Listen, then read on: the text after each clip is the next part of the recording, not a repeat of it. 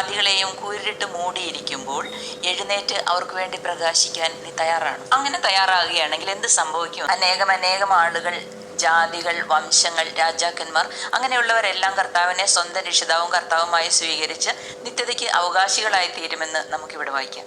അതുപോലെ തന്നെ കേദാരിലെ ആടുകളും നെബായോത്തിലെ മുട്ടാടുകളും അവയെല്ലാം തന്നെ ആ ദേശത്തു നിന്നുള്ള ആളുകളെയാണ് ഉദ്ദേശിക്കുന്നത്. എഴുന്നേറ്റ് പണിയുക, എഴുന്നേറ്റ് നിലവിളിക്കുക, എഴുന്നേറ്റ് പ്രകാശിക്കുക.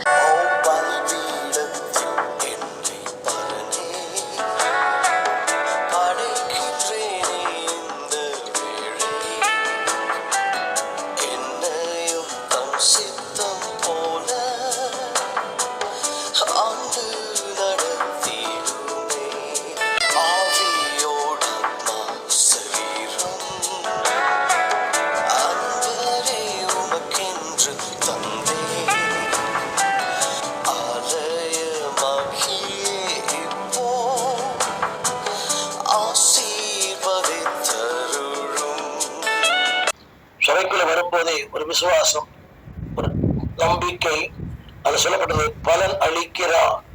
எத்தனை பெரிய மேன்மை! பலன் அளிக்கிறார், அளிப்பார் அல்ல, அளிக்கிறார். இதை கேட்டுக்கொண்டிருக்கிற அன்பு பிள்ளையை உங்களுக்கும் அளிப்பார். சபையின் முக்கியமான பணி ஏன் சபைக்கு போகிறோம்? 5 காரியங்கள். நம்பர் 1, ஐக்கியம் பாராட்ட, ஜெபிக்க, துதிக்க, கொடுக்க, கர்த்தருடைய வார்த்தை அறிவிக்க. ஆண்டவர் உங்களையும் என்னையும் வச்சிருக்கிற பொசிஷன், உங்களையும் என்னையும் வச்சிருக்கிற இடம் சாதாரணமானதே இல்ல. நீங்க என்னமோன்னு நினைக்கிறீங்க. உலகத்துல இருக்கிறவனுக்கு ஒருவேளை நம்ம எல்லாம் இப்படி ஜோம் பண்றது, கத்துறது, அல்றது பைத்தியக்காரத்தனமா தெரியலாம். இப்படி போய் ஆண்டவர் ஆண்டவர்னு கத்திட்டு இருக்கேன்னு சொல்லலாம்.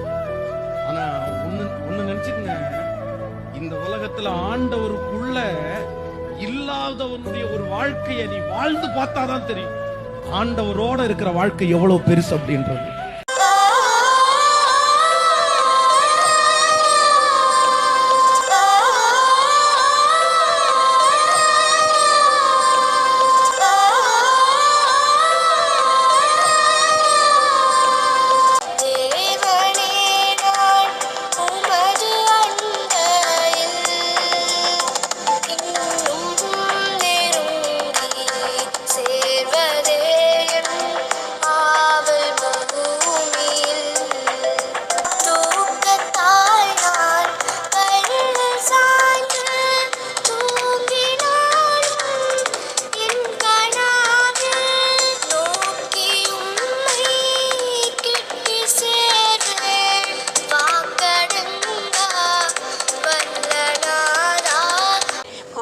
ജാതികളെയും കൂരിട്ട് മൂടിയിരിക്കുമ്പോൾ എഴുന്നേറ്റ് അവർക്ക് വേണ്ടി പ്രകാശിക്കാൻ നീ തയ്യാറാണ്. അങ്ങനെ തയ്യാറാകുകയാണെങ്കിൽ എന്ത് സംഭവിക്കും? അനേകം ആളുകൾ, ജാതികൾ, വംശങ്ങൾ, രാജാക്കന്മാർ അങ്ങനെയുള്ളവരെല്ലാം കർത്താവിനെ സ്വന്തം രക്ഷിതാവും കർത്താവുമായി സ്വീകരിച്ച് നിത്യതയ്ക്ക് അവകാശികളായി തീരുമെന്ന് നമുക്കിവിടെ വായിക്കാം.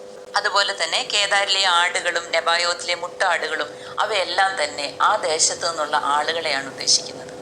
എഴുന്നേറ്റ് പണിയുക, എഴുന്നേറ്റ് നിലവിളിക്കുക, എഴുന്നേറ്റ് പ്രകാശിക്കുക.